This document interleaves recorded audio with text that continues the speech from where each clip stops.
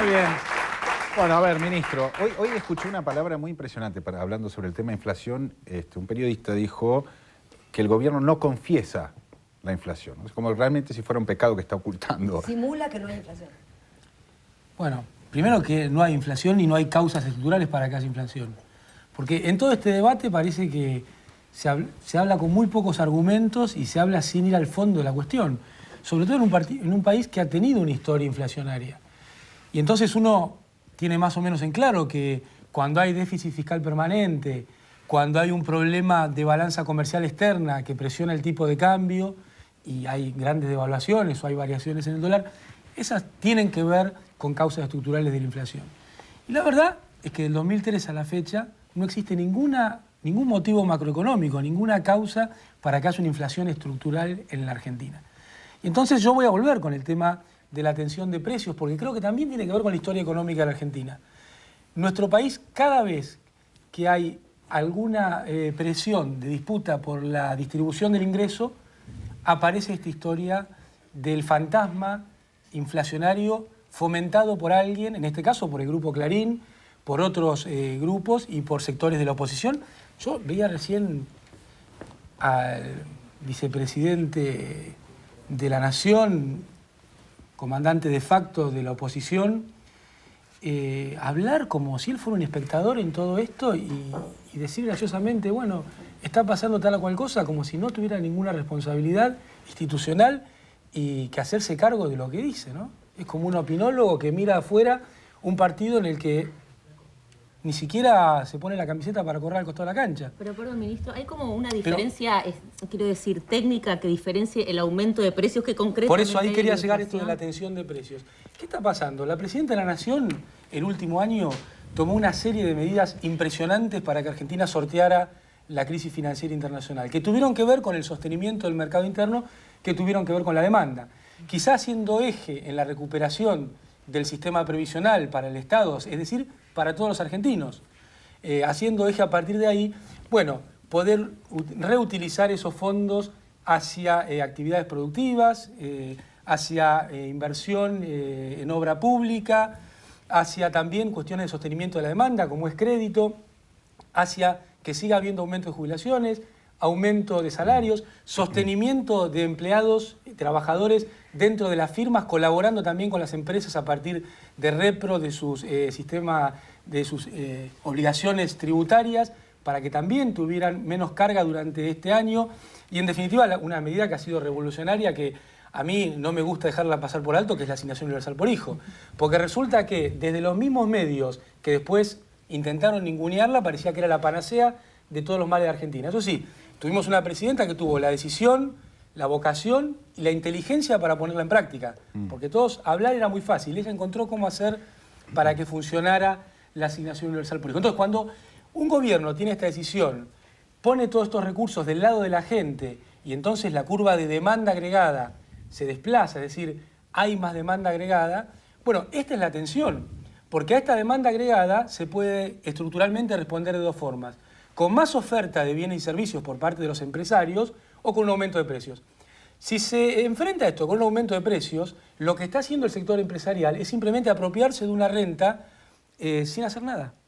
Todo el esfuerzo lo hizo el Estado, los consumidores salen a consumir, están muy bien enfocadas las políticas que llevan ante la presidenta porque van al objetivo de aquellas personas que menos recursos tienen. Cuando uno mira la asignación universal por hijo, bueno, cubre más de 3,5 millones de niños cuyos padres no tenían ningún ingreso formal. ¿Y cómo se contrarresta, digamos? ¿Cómo hace para que baje el asado? Para que en el bolsillo de la gente no sea como Queremos que baje el asado. Pero claro, bueno, no, pero ya se está... No, y está muy bien planteado, queremos que baje el asado, porque la verdad, cuando uno mira los indicadores de precios, no solo el que realiza el INDEC, sino lo de las provincias, se da cuenta que el 90% del mismo aproximadamente, ya sea el de la provincia de Tucumán, los que se realizan en Rosario, en Mendoza, tiene que ver con el tema de la carne. Hubo un aumento impresionante de la carne, que tiene que ver con cuestiones estructurales, que estamos resolviendo, que dijimos que a partir de marzo iban a empezar a ceder, que está cediendo, y que además esto hay que ir a una matriz más diversificada de alimentación. Cuando nosotros salimos a la cancha con la carne de cerdo, con la merluza, muchos se lo toman en broma y, como todas las cosas, buscan burlarse de estos actos.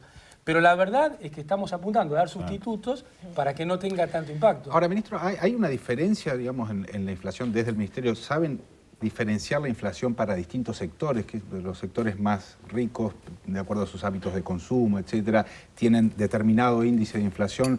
Los sectores más postergados también, de acuerdo a sus hábitos, tienen otro índice. ¿Qué nos puede decir al respecto? Bueno, lo que se mide en Argentina es, como en todos los países del mundo, es una canasta de alimentos que tiende a los 2 deciles más bajos de ingresos formales de la población.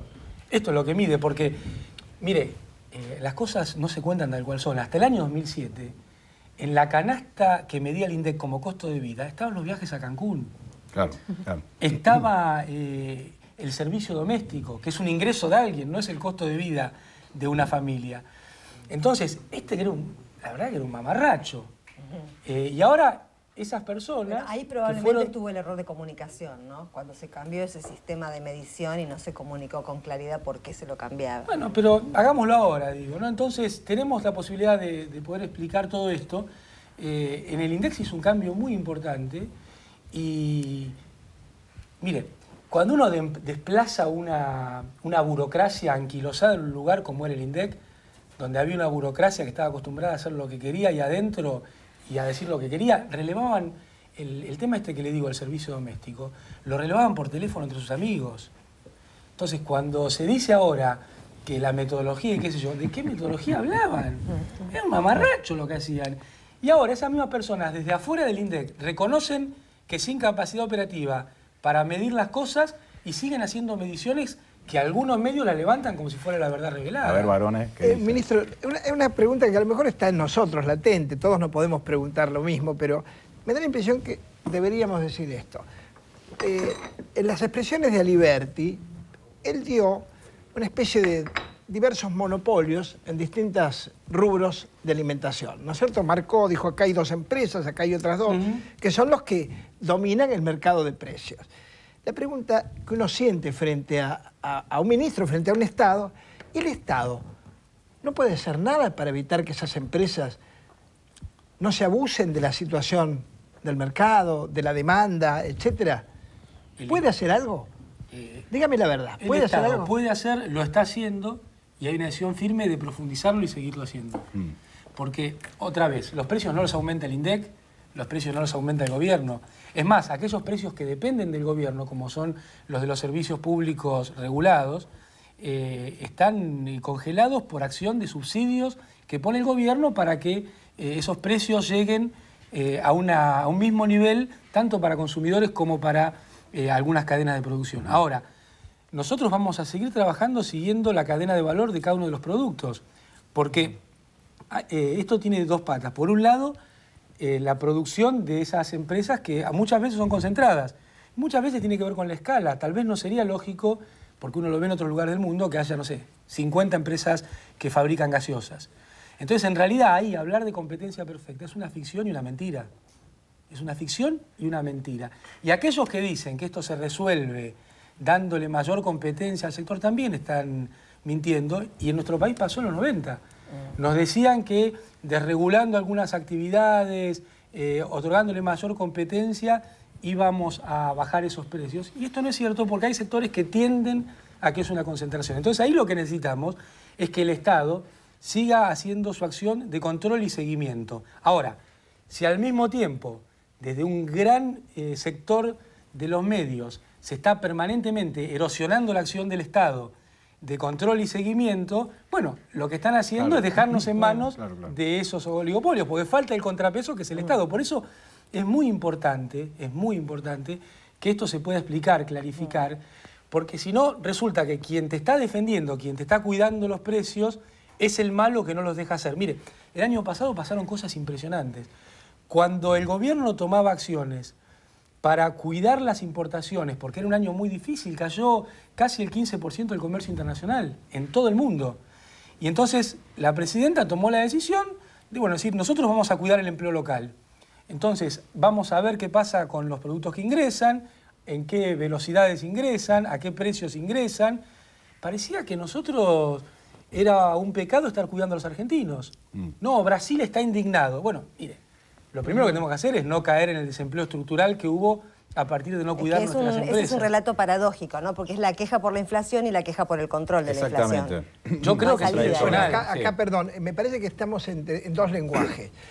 Una es la expresión del Estado, vamos a distanciarnos, de la expresión del Estado con sus ideas de proteger a la sociedad.